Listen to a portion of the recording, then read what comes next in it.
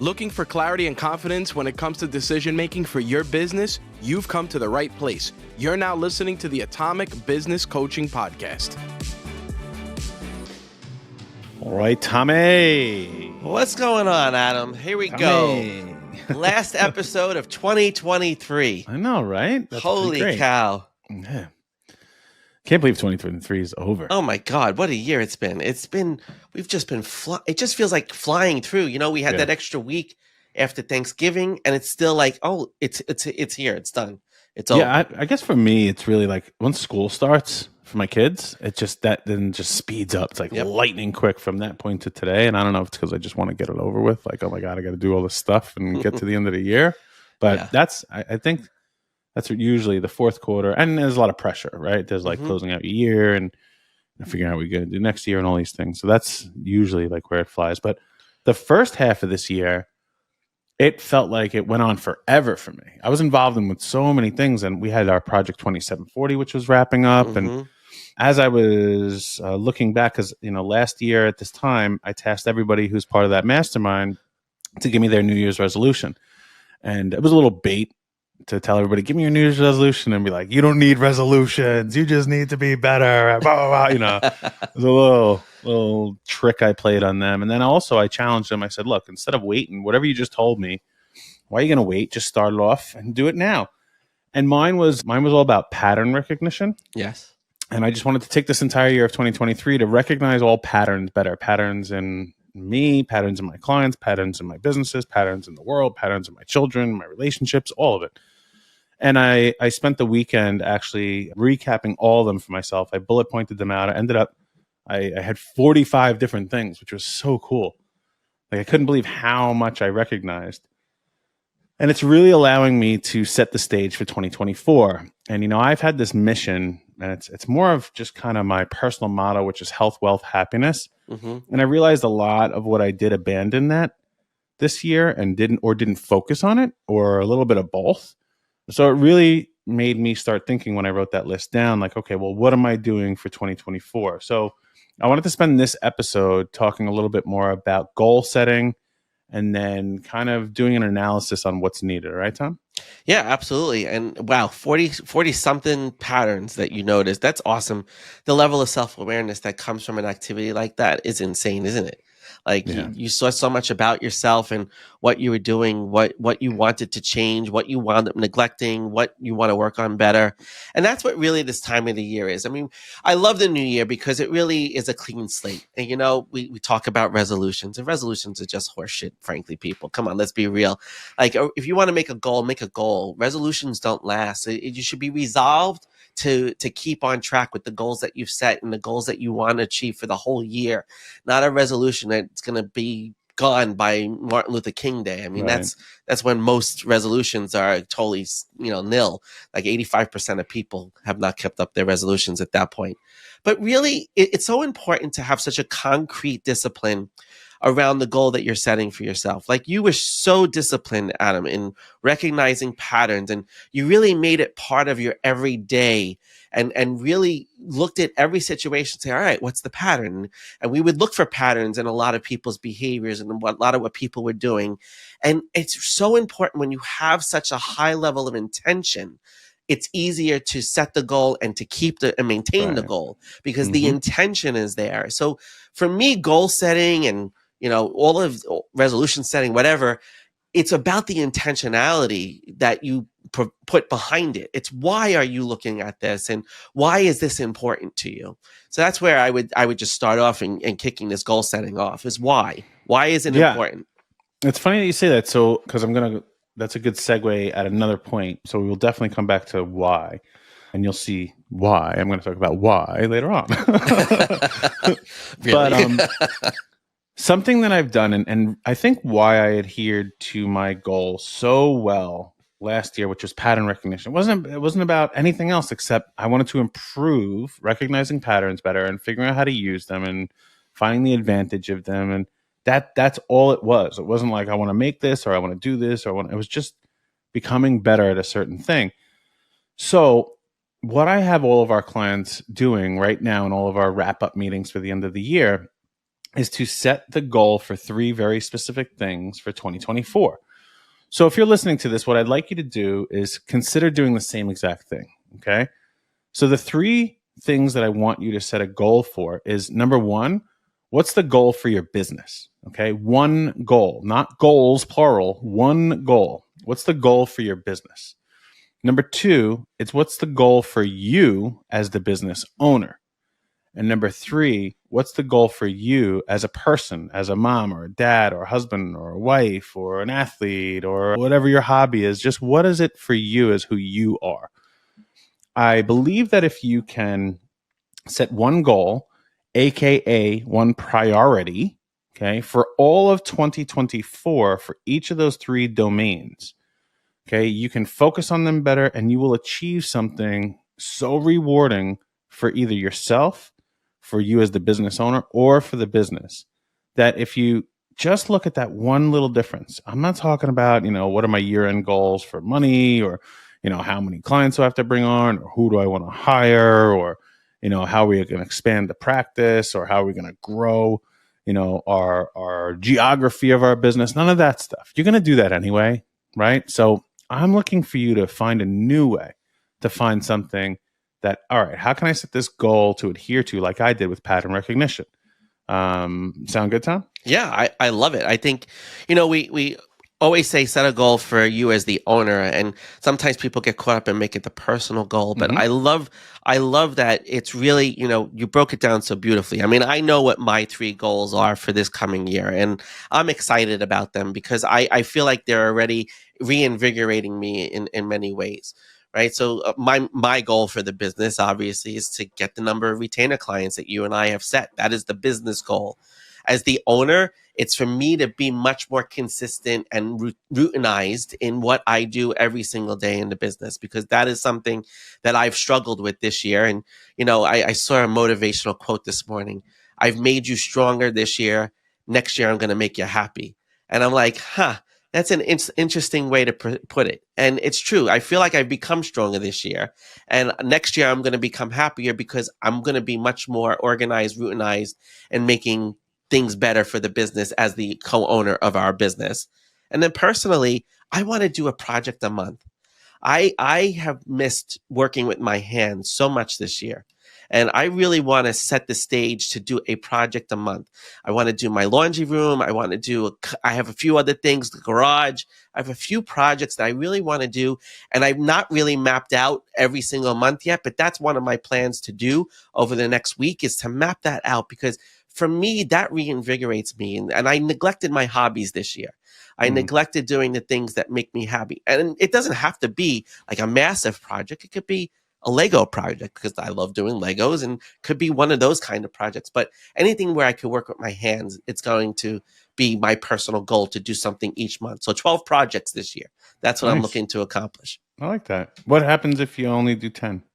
I think I'll be happy with that, because I got back into the swing of it.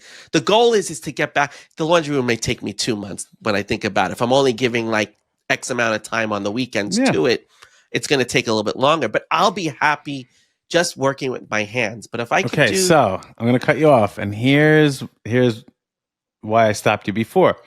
When you set these 3 goals, once you write them down, like Tom is so disciplined, he has done this and very well, and I didn't ask him to do this, and this wasn't scripted to like, hey, Tom, make sure you have this ready for this. So that's great that you have it. But now what you have to ask yourself is why. Okay, so I'm going back to that why you were talking about. So you set the goal for the business. Right. And it's like, okay, after you write it down, you feel good about it, and you always will. Whatever goal you set, you're going to feel really good about it. You're going to get this dopamine hit, as we've talked about previous episodes, and you'll feel better in that moment than you actually will when you achieve the goal that you set out for, because you're so excited, and that's how the brain works, right? It's like, it's fight or flight, right? And you get all excited, like, let's go, right? Let's fight to get this goal. That's what happens in that moment. So you write it out, you feel all good, and then I want you to take a minute, turn it upside down, go for a walk, do whatever, come back, and then you're going to write next to it why. Right. Okay? And if it is not meaningful to you, then you have to change the goal. I had a guy, I was at lunch with him today, Okay. And we're sitting there, long-term client of mine. I've helped him both personally and with his business. And we were talking about goals. And he had his brother in from London who is, he does something very similar to me. And he has this goal of this big project he's going to do next year. And he has to take on clients' money to do it and everything else. And I said, okay, well, what's the real goal? And he's like, $100 million. I said, but why? And he couldn't give me an answer. Really? He could not give me the answer. It was just this benchmark that was set up here. And we spent the next 15 minutes really getting down to why he wanted to do this. And then it started to make a lot more sense. And the number, while I think he can achieve it and exceed it, didn't really matter. And that's the way I want you to look at your goal. When you write this goal down for your business, and then you ask why, if it matters, you will have more passion and drive towards it if it's meaningful. Right. If it's not, it's just kind of something you picked out of thin air because maybe society or your parents or your partner or whatever it may be thinks like that's what you should hit. And we don't want you setting goals that are meaningless, okay? Because nothing will happen. It'll almost be like a New Year's resolution. We'll get through to February and be like, what was my New Year's resolution again? I forgot what I was working on. What was that? Let's just do the same one this year. Yeah. And that's what people do. I'm going to challenge you, Tom. So you want to do a project a month. Why? Why? Because that's what makes me happy, is working with my hands and being creative and doing something outside of what I do every single day. And it's important for me to have that as part of my life. And I gave that up a lot this year. I've given it up. So why is it important? And this, folks, I'm playing with Tom on the spot, so he has no prep for this. But this is what you should do with yourself, or ask somebody else to do this for you. Okay. So this is a good example. Why is it important, Tom? Why is it important? Because it allows me to be creative, and that makes me happy. Why does being creative make you happy? Because it allows me to think outside of normal boxes. So thinking outside of normal boxes makes you happy and is important to you. 100%. Well, because I don't want to be limited by what my thoughts are every single day. I feel like you get caught when you're not thinking outside the box. You just go with the mundane, and it becomes routine and mundane, and then it just becomes an expectation. And when you think outside the box, it really is something that you can innovate and you can test and you can try differently. And there's excitement because there's a level of newness to it. And it reinvigorates that energy that maybe if you're caught in the mundane, you don't utilize. And I think that's one of the things I've lost this year. So why don't you want things to be mundane and just get done? Why do you want them to be outside the box? For me, because I want to do as much as I can in this life as possible. I want to experience a ton of different things. Okay, so it's really about doing as much as you can and experiencing other things. It's not about the project. No. It's not important. It's you want to do as much as you can. Okay? You want to optimize who Tom Marino is as a human being, as a person. 100%. And you want to get as much out and have experiences while you're doing that. So, folks, this is what I'm saying. You asked that question, and the magic number, I don't know if we actually did it. We'll have to go back and listen, but it's usually 7 times. Ask yourself why 7 times in a row. So when you answer the question, ask it again, and go obviously off the previous one. But when you ask these 7 times why, you'll get down to the core. Now, if we'll go back and listen to it. If it wasn't, I'm going to ask you get up to 7 and see if there's any further another time outside of this podcast. Yep. But that's the idea. So when Tom what is it that you just realized by setting a goal for you, which felt really good, and now you understand why? I just want to optimize who I am. That's what I realized. But all 3 goals go to that. All 3 goals they're all oriented. Now that I think about it, they're all oriented in the same direction at optimizing who I am. It's 1 to optimize Tom Marino. I'm going to be, and you will start to find Optimus Prime. You will start to find a theme or a pattern in why you are setting these goals. Yep. There is something deep down inside of you that you are just unfulfilled with. And you're setting this goal to fill yourself up with whatever that is. And that's what I'm trying to tell you. I'm giving a lot of it away here. But this is what you'll go through. If you set those 3 things that are usually, as a purple collar business owner, super important: the business, you as the leader and the owner, and you when you get to go home and do everything that you want to do, If you start looking at those, you will find there is already a harmony built into that. Mm-hmm. If you ask why, you'll find this running theme, this pattern throughout it. And once you know, like Tom just says, if he knows all he wants to do is optimize himself and have better experiences, that's it. Optimize and have better experiences. If he makes that his goal for 2024, I want to optimize and have better experiences.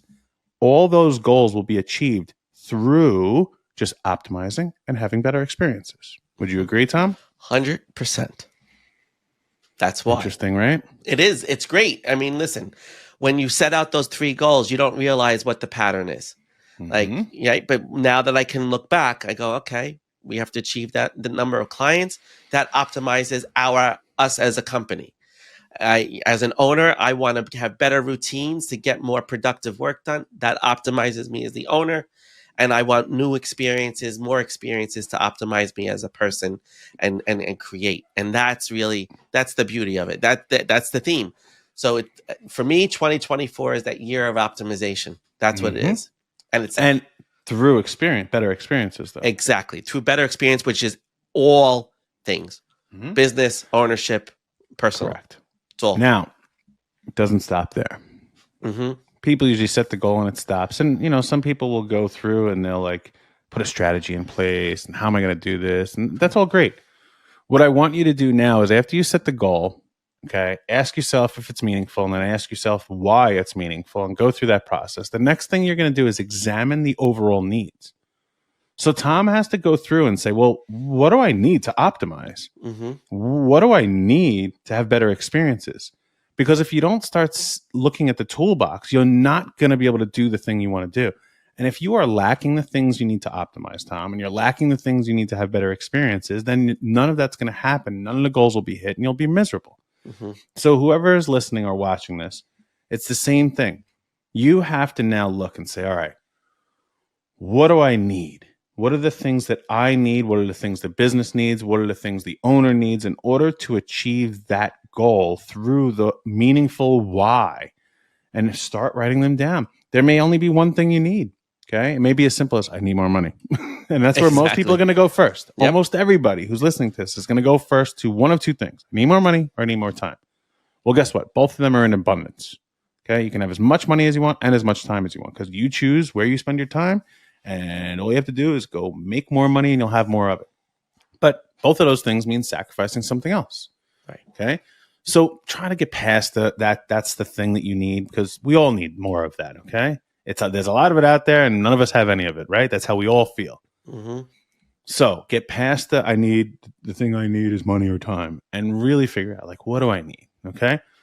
It may be for Tom to optimize. Maybe he needs to start looking at inefficiencies, right? For him to have better experiences, maybe he has to start working in different places, or maybe he has to start planning trips and places he's never gone in his life before, or who knows what it is. I'm sorry, I'm picking all on you, Tom. But no, it's all good. No, that's what we're here for. This is a great example. Like this is what the process needs to be like. And yeah, there's a lot of things that I see that I need to be able to optimize, and there's plenty of need. That's why that's when I originally started my goal selection was, what do I really need to do? And the need is I need to optimize who I am. That's ultimately what came out of this.